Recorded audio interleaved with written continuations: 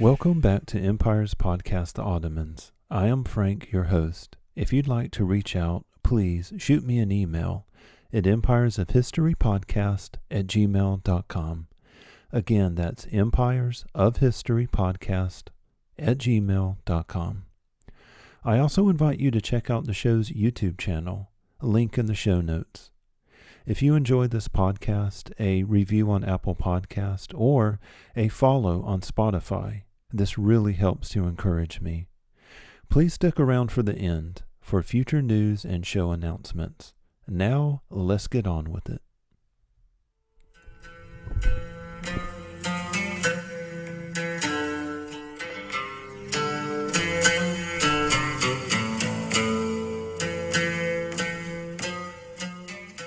Sultan Murad II, Securing the Throne, Strategic Brief, and Profile of Byzantine Emperor Manuel II, Paleologos, Episode 18. When last we left off in Episode 17, Sultan Mehmed I had died suddenly in 1421, and his son Murad had become Sultan after having been girded with the sword of Ottoman in the city of Bursa. Our newly minted Sultan faced three really big problems at the outset of his reign. First, if you'll recall, the Ottomans suffered a naval defeat in 1416, which meant that they were still reliant upon Western navies for the transportation of not only their armies, but their logistical support as well.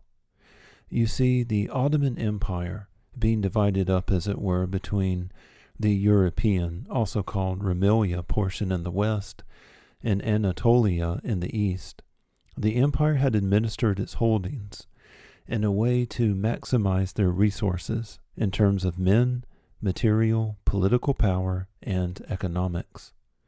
From Anatolia would come the men portion of this equation, along with a healthy dose of political power. Residing in Anatolia were the powerful Turkish Beys, semi-independent entities upon whom the House of Ottoman relied upon for soldiers, cavalry, and religious and political clout, which gave the empire its most potent weapon, legitimacy. From the Western European holdings of the empire, the House of Ottoman could build a much firmer political footing. A new administrative system was built from which soldiers, such as the Janissaries, could be levied, and the Christian subjects could be taxed, and there in turn fund military campaigns from all corners of the empire. All of this is to say that both halves of the empire were absolutely reliant upon the other half if the Ottomans were to survive in these shark-infested waters of southeastern Europe and eventually the wider Middle East.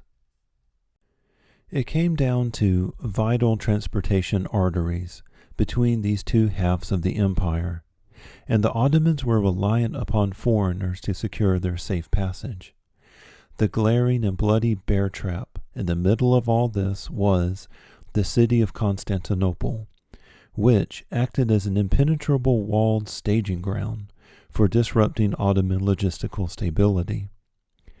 And speaking of the Great Wall itself, this brings us to the second problem facing the Ottomans. There was the Byzantine Emperor Emanuel II from the venerable Paleologos family, and he was seated all comfy behind his walled city, and kneeling before him one day was the Ottoman prince Mustafa. I haven't talked much about the Byzantines, but Emanuel II was an absolutely fascinating guy. He was crowned Emperor of the Romans way back in 1373. If anyone understood the weaknesses of the Ottoman Empire, it was this guy. He had fought with, served with, and even served as a hostage under the court of Sultan Bayezid. Yes, you heard me right, that Sultan Bayezid, the lightning bolt. He was there when Bayezid besieged and later took the city of Philadelphia in western Anatolia. Manuel was also instrumental in bringing about the Crusade of Nicopolis in 1396. and he helped orchestrate the first real international military alliance against the Ottomans. He was in Constantinople when he learned of Bayezid's defeat at the hands of Tamerlane, and Manuel employed the Byzantine genius for political maneuvering during the Interregnum in the years following, and he exploited every inch of breathing room he could squeeze in for his empire. So by the time of Murad II, this would put the old emperor at 75 years old. At any rate, Manuel unleashed Prince Mustafa, loaded with gold, mercenaries, and a chip on the old shoulder, into the European side of the Ottoman Empire. Although the Byzantine Emperor had set out the old Bedreddin revolt under Mehmed I, he realized through spies that the Ottomans' European holdings were still very raw and up for rebellion, and he had hoped that his pet prince would exploit this to the fullest.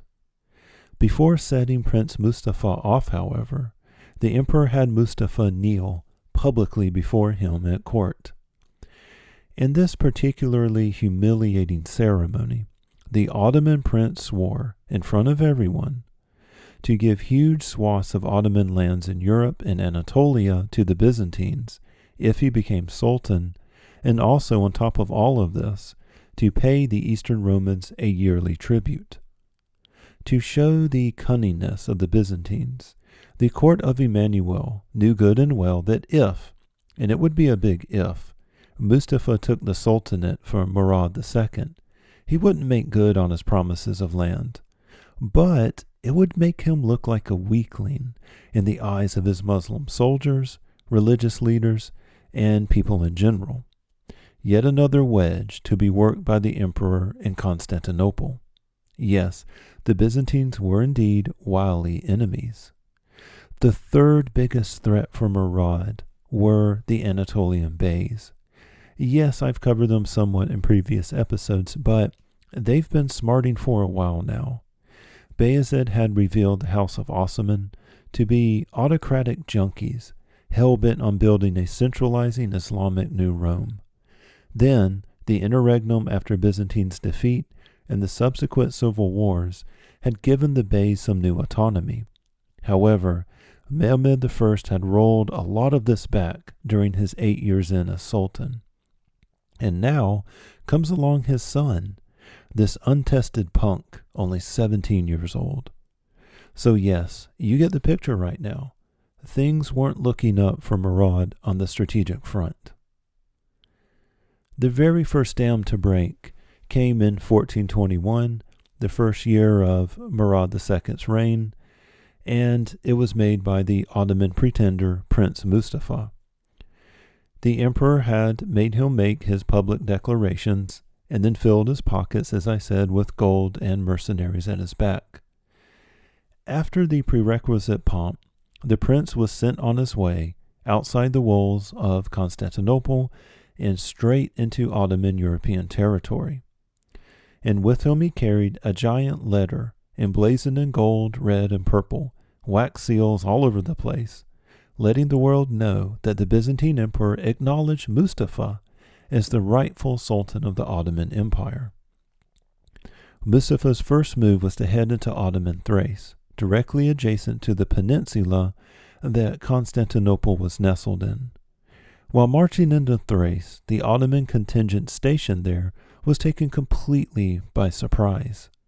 And by surprise I mean that Mustafa marched into the capital of that province and spoke directly with the garrison commander, whereby he promised gold, promotions to the top officers, and a very, very bright future for everybody if they would just swing over to his side.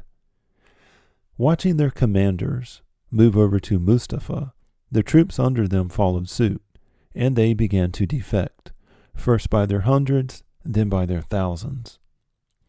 The only guy left on the European side of the Ottoman Empire to oppose Mustafa was the Vizier Bayezid Pasha, of which I would like to remind my listeners, we did a brief profile of him back in episode 16, so please feel free to check that one out.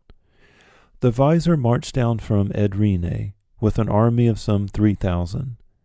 But he appears to have been ambushed during the long road down to Thrace, or, as some Venetian and Byzantine sources claim, his troops, still somewhat smarting under the bedridden rebellion that had been brutally crushed by Mehmed I, well, they seem to have turned on the good vizier and betrayed him over to Mustafa. At any rate, what happened was the great Ottoman general was dead, and nobody stood to oppose Mustafa on the European side of the empire. Thus, the second year of Murad II's reign closed in 1422, with the complete loss of Roumelia for the Sultan. Murad II appears to have split his time between sending threatening diplomatic correspondence to the Emperor Emanuel and trying to bribe, pay off, otherwise plead and promise anything he could to the Turkish Beys not to move on his flank from that area. When word reached him that Mustafa had moved into Thrace, and "O Sultan, it appears as though your best general is dead, the troops had defected, so what are we supposed to do about it?" Murad put the word out to muster his army. He must have been fearful for all the reasons we just outlined. After all, if the independent-minded Turkish Beys wanted to have another crack at the House of Osman, now was their chance. An untried young sultan, fighting against a pretender to the sultanate now loose in Europe, strike while the iron is hot and all that. However, much to Murad's surprise, the Turkish Beys seem to have come together, and they decided that it was actually in their best interest to back Murad over Mustafa. Word had gotten out, you see, about this Mustafa promising to return huge swaths of land over to the Byzantines. Plus, the pious Muslim Beys, they didn't enjoy the optics of an Ottoman prince on his knees in front of a Christian emperor.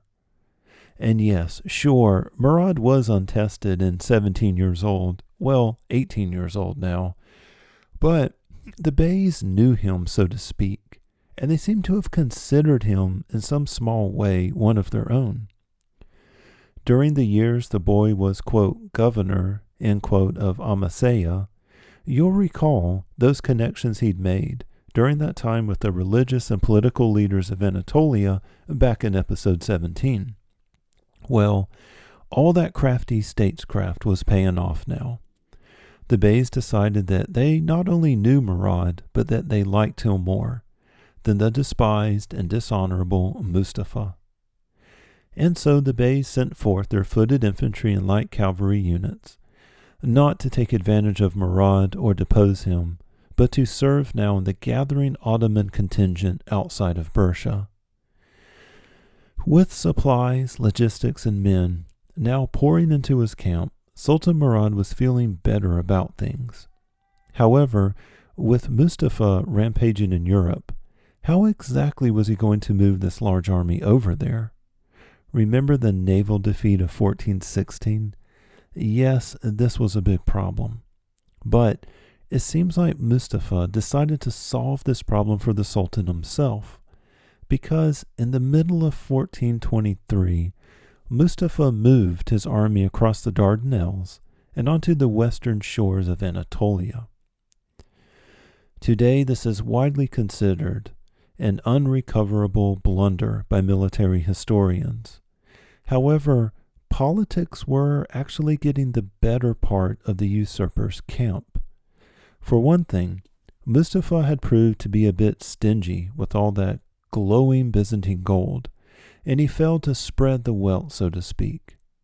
It wasn't that he was greedy, just that, thinking like the good leader he was, he knew that he'd need something of a treasury if he was going to build an actual empire. And by the looks of things, Murad II wasn't really going anywhere, so who knows how long this was going to stretch on. However, the real lesson in military history seemed to be lost on Mustafa at this point. Always pay your troops. Defections, at first a trickle, and then a flood, started from Mustafa's camp, because he hadn't paid what was promised up front. Another sticking point was the whole thing about Islamic honor. Having bowed publicly before the Christian emperor was humiliating, yes, but deeper than that, it was dishonorable before the entire Muslim world at the time. This would mean that no major Muslim power broker, the kind any future sultan would really wanted anything to do with Mustafa, this Christian puppet. So, no great marriage alliances, no aid, nothing, not even trade. The taint of dishonor would also infect those closest to him, his officers, down to the privates in his army. As the weeks wore on, the soldiers who had defected were growing to regret their hasty choice. So Mustafa made the decision to strike into Anatolia. I kind of feel like he thought he had no choice. If he stayed in Thrace, then his army might melt away, or worse, kill him in his tent while he slept. But if he moved boldly into Anatolia, and against the express wishes of Emanuel that he stay in Europe where he could cause more long-term trouble for the Ottomans, maybe, thought Mustafa, it might send a message that he was no mere stooge of the Byzantines. However, Mustafa had underestimated how long it would take Murad to muster and then move his army against him. Before he knew it, a fully mobilized Ottoman force of some 15,000 infantry and 10,000 Sapiha cavalry was mere days away, and he had only just assembled his force on the Anatolian side across from Gallipoli. With the approach of the vanguard of Murad's forces, Mustafa's army of deserters fought for a day or so some small skirmishes. But to his growing horror, Mustafa's army started to desert in droves as the marching bands and hoofs thundered over for Murad's army, which was growing louder by the day. The pretender retreated to the fortress of Gallipoli and left his army on the other side of the straits. With their leader having abandoned them, the soldiers broke formations and either ran for it or threw themselves before Murad, begging forgiveness. Murad, now having arrived on the Dardanelles Straits, executed all the Byzantine mercenaries, along with the top officers of Mustafa. He then sent word to the garrison across the way at Gallipoli that if they were to hand Mustafa over, all would be forgiven. Everyone's life in the fortress would be spared. The soldiers of the garrison deliberated for exactly 1 nanosecond and chained Prince Mustafa up, literally throwing him over a wall and landing him into a ditch outside. It is said that a loyal janissary was sent personally by Murad and unceremoniously executed the prince on the spot for all to see. In a particularly humiliating fashion for a Muslim man, Mustafa's head was severed and sent to Bersha. Murad, as you can imagine, was furious with the Byzantine Emperor.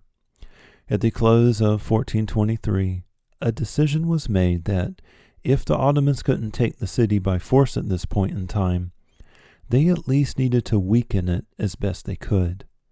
For the rest of 1423 and the better part of 1424, the Sultan divided up his armies into smaller units, fanning them out and taking Byzantine forts here and there and capturing port towns along the route to Constantinople. Finally, in the summer of that same year, the Sultan mustered his forces around the European side of the great city. With the fortress of Gallipoli shutting down western naval traffic, the Emperor Emanuel II waited anxiously behind the ancient walls. With no army and lacking any landed holdings from which to raise one, the emperor sent a series of letters desperately seeking Western aid. On the other hand, while he attempted to work the diplomatic angle against Murad, he looked at the 2 remaining Ottoman princes in his custody. Summoning before him in October of 1424 was Prince Küçük, Mustafa. Unlike the previous Mustafa before him, Küçük was half-brother of Murad, his father being the late Mehmed I. Plus, Küçük had been courting the support of the Turkish Beys deep in Anatolia, the same Turkish warlords who hated Murad's grandfather Bayezid and still remembered his deadly march through their territory. Maybe, reasoned Emanuel, Küçük could carry out just enough gravitas to sway enough Beys to join his cause, an effort that the now ill-fated Mustafa had failed in. Who knows, with enough momentum, he might just tie up Murad for a few more years. The only thing with this plan was, well, Küçük.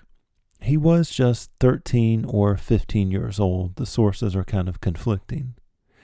And not only was he way too young for such an adventure, but the young boy appeared to be a bit unhinged. It is said that by this age, he had already sired 2 illegitimate children, and taken both male and female lovers. He had a penchant for alcohol, and absolutely zero stomach for a long, hard march into the hinterlands of Anatolia, where the plague still stalked, and famine and hardship were rampant. Much better to sit in the city of Constantinople with its warm baths and where the wine flowed freely along with his other distractions. In fact, it wasn't so much that the Beys necessarily liked the Prince Küçük, as they liked his distant cousins in custody along with him, and it was really they who had whispered in the emperor's ear that they could build up an alliance with the Beys and unseat Murad using Küçük as their puppet. So, instead of giving you listeners, and thereby probably boring you all to death, a blow-by-blow rendition of Küçük's attempt to take the throne, I'm just going to hit the high points of this attempted usurpation. First, in late October of 1424, Küçük crossed over into Anatolia, loaded down with men and mercenaries, and gold, much like his ill-fated half-brother. He attempted to head straight for the Ottoman backwoods, and hoped to link up with the stewing Beys. But his band of men, we can't really call them an organized regiment or army, they ended up being cut off by Murad's forces along the march. Heading east, the pretenders' group managed to put Bursa itself under siege. However, Murad's Sapiha cavalry was hot on his heels, and promptly killed all his foragers and rear guard. Next, the infantry of the main Ottoman army seemed to show up out of nowhere, with their militias and hardcore janissaries. The regiments promptly formed a ring around so what are we calling Küçük's forces at this point, an army? Whatever it was, they were now surrounded by troops, as at the same time they were besieging Bursa. At the end of the day, they were cut off from all possible aid. What happened next is somewhat open to debate. As you can imagine, trying to piece together a battle from 1424, it can be a little bit difficult. One account, it looks like Küçük's band tried to take the field against Murad and was soundly routed. Yet, in this story I'm more inclined to believe, Küçük fled the scene and was captured attempting to make his way back to Constantinople. All the sources agree that Küçük met his end at the hands of Murad's forces, one way or another. By the end of 1424, Murad II had properly secured the throne against all pretenders that the emperor could reasonably throw his way. Plus, he had secured, although small in territorial terms, yet strategically significant forts, towns, and ports belonging formerly to the Byzantines. These acquisitions would later help his son Mehmed II to eventually besiege the city itself of Constantinople. The stage was now set to recover fully from the Ottoman civil wars, do some good old-fashioned consolidation, and begin building the empire back up so it can get to conquering once again. We are now, finally it seems, approaching the period in Ottoman history most of us buffs are familiar with. The Crusade of Varna, the military exploits of John Handai, the real-life historical Vlad Dracula, and the Second Siege of Thessalonica. This puts us roughly 30 years away from the fall of Constantinople. Sorry, I should have given a spoiler alert in 1453. However, the fall of Constantinople is still another 5 or 6 episodes away by my podcasting counting fingers. And 50 years away from the real suppression of the Anatolian Beys and the Ottoman Empire pushing its way into the wider Middle East under Selim the Grim, and later the most famous Sultan Suleiman the Magnificent. I'd like to close out by thanking you for sticking with me for so long. For some reason, when I finished typing up this transcript, I don't know, it felt like a corner has been rounded for this podcast. If you'd like to support the show, I invite you to share this podcast with a friend and leave me a review on Apple Podcast or drop me a follow on Spotify. Also, as I pointed out earlier, the show does have a companion YouTube channel, link in the show notes. Many thanks.